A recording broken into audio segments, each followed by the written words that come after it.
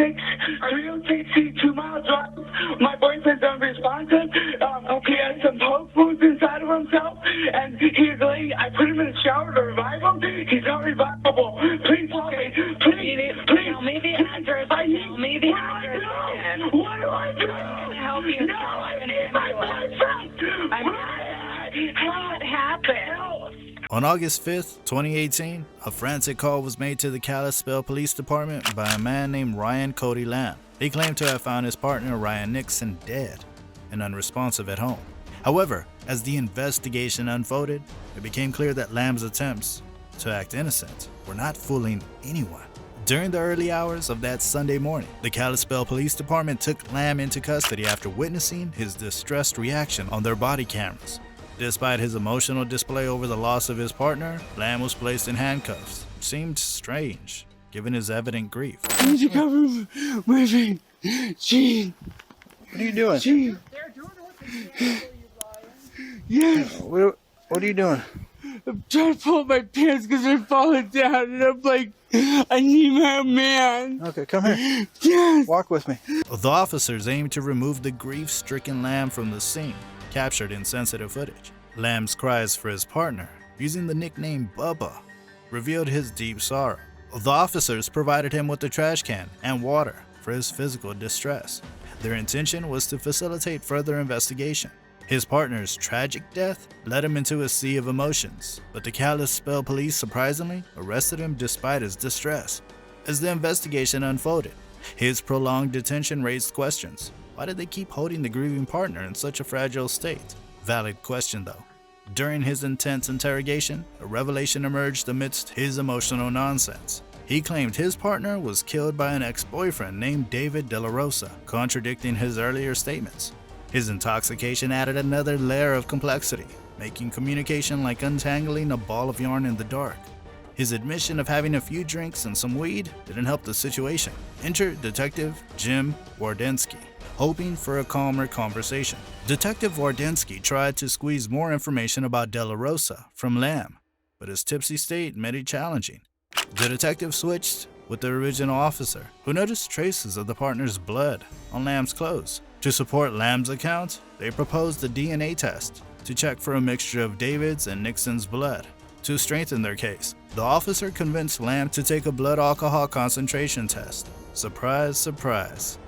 Lamb's BAC was off the charts, ranging from 0.08 to 0.40%. That's legally drunk territory, leading to confusion, blackouts, and a date with a trash can.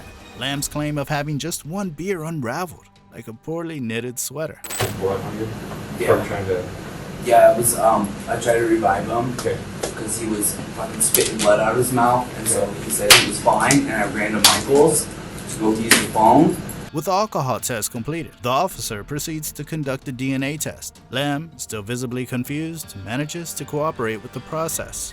During the DNA sample collection, an alert officer noticed stab marks on Lamb's chest. When questioned, he brushed them off as a rash, but little did he know that these marks held secrets. As the investigation unfolded, Officer Wardensky delved into his relationship history. Officer, familiar with his past, started questioning him. Despite his claims of heavy drinking and drug use, his story began to crumble, intertwining and contradicting itself. Eventually, he confessed to being with Nixon when he had initially denied it. Aw man, you see slowly the mask is slipping. After an hour and 30 minutes of relentless questioning, the officer cleverly redirected the conversation to the mysterious marks on his chest. Astonishingly, he shared a completely different story this time, no longer dismissing them as a rash. He claimed that they were the result of sex with Nixon, involving a fork. Like seriously, fork? Lamb, you need to come with a story that makes sense, because here, you don't. On your chest there and your stomach. Can you unbutton your shirt so I can see that? What's that from? It looks like a fork. As Lamb's game crumbles, he finds himself caught in a web of lies, contradicting himself time and time again. The Kalispell police sense they're inching closer to the truth. Things take an unpleasant turn for him when the officers reveal that they've reviewed the apartment complex's security camera footage. While he was captured on camera, the man he accuses, David De La Rosa, was peacefully snoozing away in his home in Libby, Montana. about an hour and a half away. Oops, Lamb's story just hit a roadblock. Undeterred, the officers share their theory about what might have happened that morning. However, Lamb, who's becoming more sober, sticks to his old story with a few minor changes. Will he ever tell the truth? Then, to give him a break, the officers let him rest, providing him with a sleeping bag. Meanwhile, Officer Wardinsky returns to the apartment complex to interview the neighbors. And I think because of the alcohol consumption and maybe some other factors, things got way out of hand.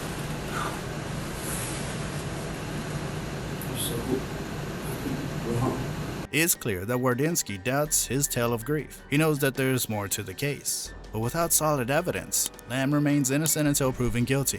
Determined to uncover the truth, Officer Wardinsky continues his search. After questioning a few neighbors without success, Wardinsky knocks on the door of the third apartment. And guess what? The neighbor's statement is disturbing. They heard a heated argument between Lamb and Nixon, exchanging accusations of stabbing each other's chests with forks. These statements give officers enough reason to charge Lamb. Back at the station, Wardinsky delivers the news to him. He's being charged. Will Lamb crack under the pressure? If there's anything that you're not telling me, now's a good time to be completely honest about it. How would that make it better right now? Would it change that? Well, again, you know, I've offered up several scenarios. After 8 intense hours, he finds himself cornered, with unanswered questions and unproven allegations. Sober and resigned, he realizes the only way out is to spill the truth. We ended up really hurting each other. I mean, we were doing cigarette burns on each other, and he got way more carried away. Okay. I couldn't get my hands out, so that was kind of like stopped us for a while. Okay. 9 hours completed, Ryan Cody Lamb finally confesses to the crime. Sex-related homicides are notoriously difficult to prove, so the Kalispell police took their time. Now arrested, he's allowed to make phone calls. The tiring 11-hour investigation leads to Lamb being charged with deliberate homicide for death of his partner, Ryan Nixon. Phew. Detective Wardinsky believes Lamb used scissors during intercourse to fatally wound Nixon. He stabbed his partner 3 times in the abdomen, one blow even piercing through the sternum. Instead of calling for help, he went to a convenience store to contact his parents, wasting critical time. He pleaded not guilty, claiming self-defense as his partner allegedly repeatedly stabbed him with a fork. Talk about a sharp turn of events. When faced with the charges, he pleaded not guilty, setting the stage for a gripping trial scheduled for June 3, 2019. The courtroom drama lasted a staggering 11 days, coming to an eventual close on June 14, 2019. Lamb's defense attorney spun a tale of self-defense, claiming that he acted out of fear for his life. After countless statements, Judge Robert Allison and the jury found themselves in a tangled web, unable to reach a clear verdict.